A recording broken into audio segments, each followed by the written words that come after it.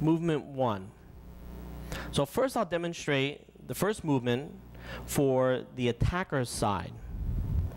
We'll start heels together, toes pointed out 45 degrees. Right? Just like if you were going to do your form, back straight, head lifted up, shoulders hanging down, slightly relaxed, breathing through the nose with the diaphragm. All of these things apply in the two-man fighting set. So we get ourselves prepared. We're going to sink the body down, shift to the left leg, lift the hands up. We step out with the right heel to a Tai Chi. Slowly roll forward to a half horse, adjusting the left heel in and punch to the solar plexus. The left hand will guard the right wrist. Movement 1. Now we'll do the defender's side. Again, starting heels together, toes pointed out, back straight. Head lifted up, tongue lightly pressed to the roof of the mouth. We're going to sink the body down, shift to the right leg, step back with the left toe, let the hands lift up and circle to the left. The right hand should be extended in front of the left. Both palms will turn up. We turn the waist back, come back to an empty stance, and ward off.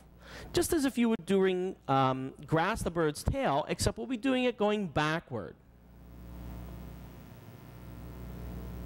Movement 1.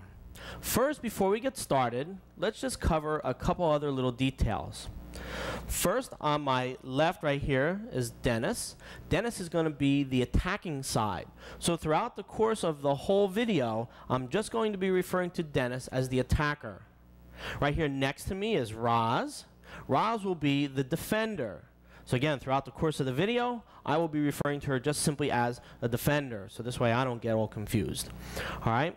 Next, what we're going to do is we're going to talk about how to initially set the distance between you and your opponent. Right? So what we're going to do is both sides will bring their hand up, either hand, to shoulder level, making a fist. You should be close enough to the opponent where here is too much distance from each other. We should be close enough so that the fist of the person who has the longer arm can just about touch or lightly touches the other person's chest. This will keep us at the right distance throughout the course of each of the movements, yet not being too close or too far away. Now, the last thing that happens, and this is something that you have to deal with as you go through, is that if one person takes a bigger step or one person takes too small of a step, that has to learn to be compensated. All things being equal, if both sides are taking equal size steps, then everything will be equal. But if one person is shorter or longer, that's going to affect the distancing a little bit.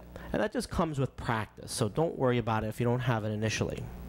So the first movement, we're going to start with Dennis being the attacker.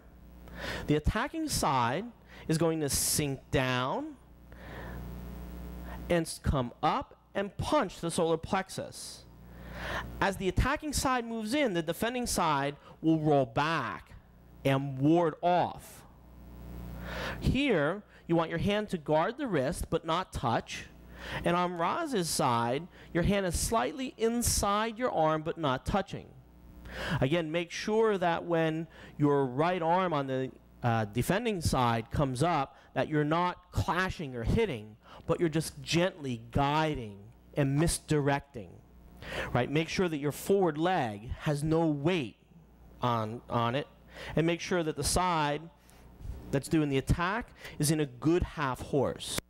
All right, so why don't we come back and we try this another time.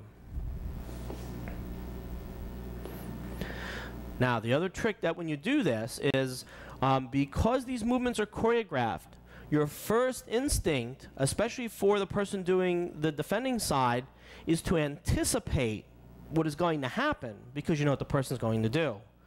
Try not to anticipate the person's movements, but try and react equal with one another. And we're going nice and slow so that you can do this. Again, this should feel like push hands, but a very complicated set of push hands. So we begin. Both sides will sink. We retreat back and ward off, deflecting the opponent. And we'll come back, we'll try this again.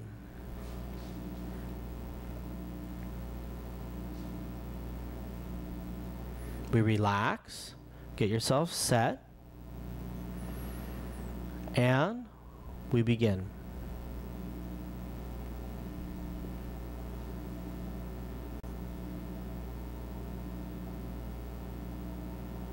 And now we come back. And we're going to do this one final time.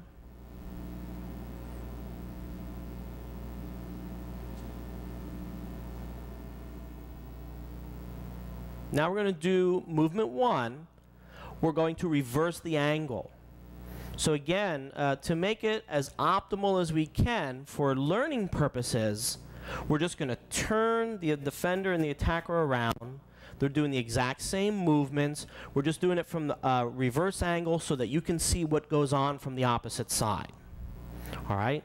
So we're going to, again, relax. And we begin.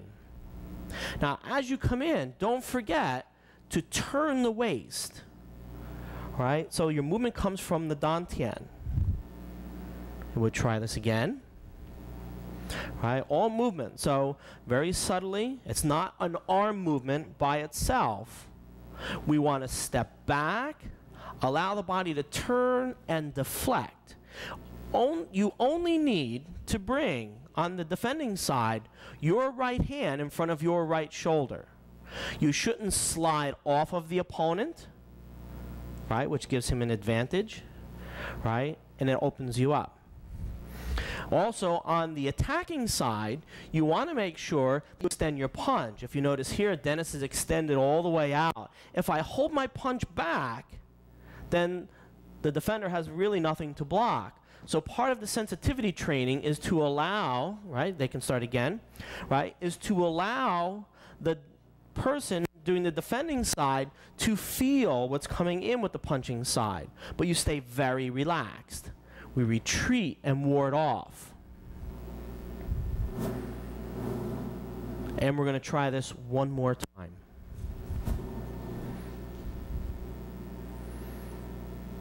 Relax, sink the body, and deflect.